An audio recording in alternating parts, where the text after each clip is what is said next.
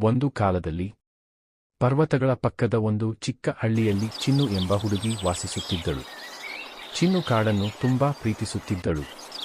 ಪ್ರತಿ ಬೆಳಿಗ್ಗೆಯೂ ಕಾಡಿನ ದಾರಿಯಲ್ಲಿ ನಡೆಯುತ್ತಿದ್ದಳು.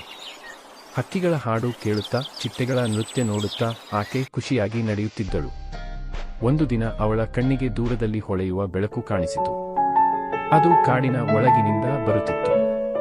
ಚಿನ್ನು ಕುತೂಹಲದಿಂದ ಆ ಬೆಳಕಿನ ಕಡೆ ನಡೆಯತೊಡಗಿದಳು.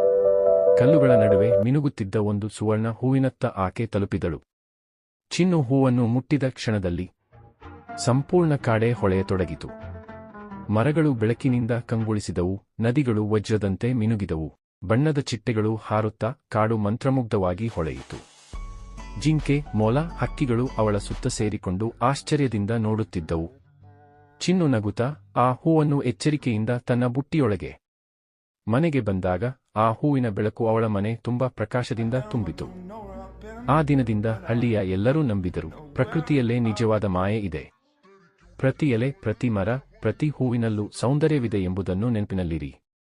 ಪ್ರಕೃತಿಯನ್ನು ಪ್ರೀತಿಸು, ಕಾಪಾಡು.